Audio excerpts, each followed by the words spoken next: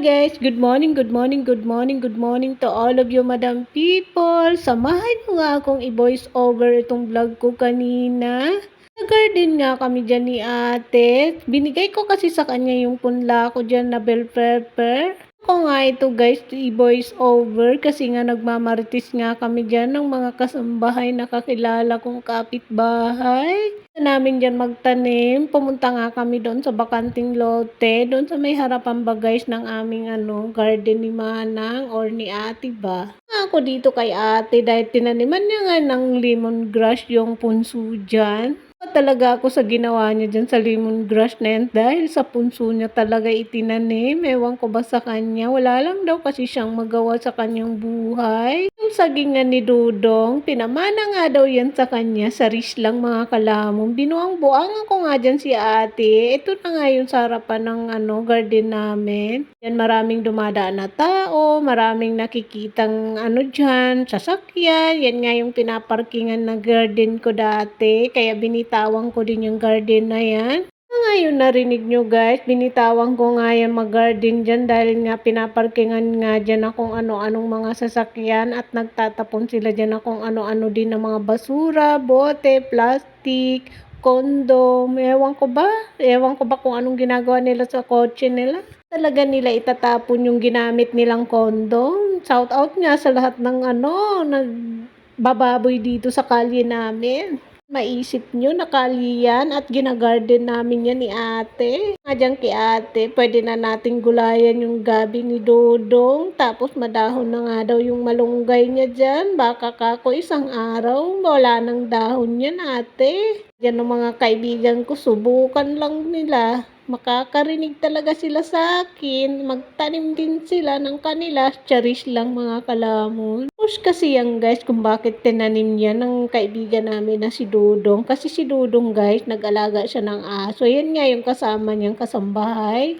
Malunggay kasi niyan guys, linalaga namin yan para sa mga alaga namin. Minsan naghihingi ako dyan, nalaga ko din sa mga alaga ko. Maritis nga kami dyan, kung ano-ano nga lang yung minamaritis mi dyan about sa mga kasama niya. Yung may aso na yun, madami kasi siyang kasamang kasambahay at boy. Si Dodong, driver, tapos mayroon siyang kasambahay na kasama na stay-in siya kasi pang araw, stay out siya. Kami dyan minamaritis kaya binoise over ko nga ito mga guys kasi hindi nyo pwedeng marinig kung ano man yung maritis namin dyan. Kaya ayan, todo maritis nga kami dyan. Ayan nga yung kasamahan ni Dodong. Si Dodong guys, yung boy na nag-aalaga ng mga malalaking aso. Kaibigan namin ni ate na nagtanim ng saging at malunggay at gabi at lemongrass. Diyan yan yung babae na yan kausap namin ni ate. Yun nga daw driver na yun na pinasok ni Dudong, yun daw yung nagpalayas kay Dudong. Kaya sabi namin ni ate, inggitan yan sa trabaho. Hindi nyo na pwedeng malaman kung ano pa yung ibang mga detalye. Kaya voice over din nga tayo for today's video mga kalamong. Pasinsa na nga kayo dito mga kalamong kung marites din nga yung vlog ko ngayon.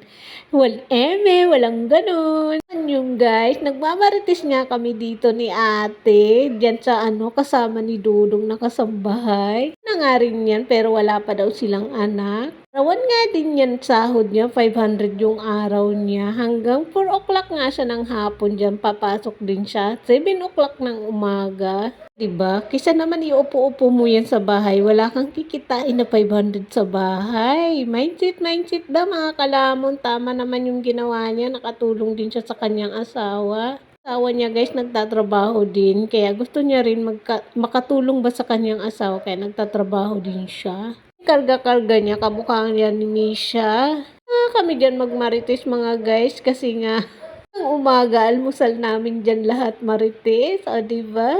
Ba mga guys, sa probinsya lang yung may marites. Dito din, mayroon din ditong marites. Ninarot-tarot ko nga dyan si Mochi. Yung pangalan niyan.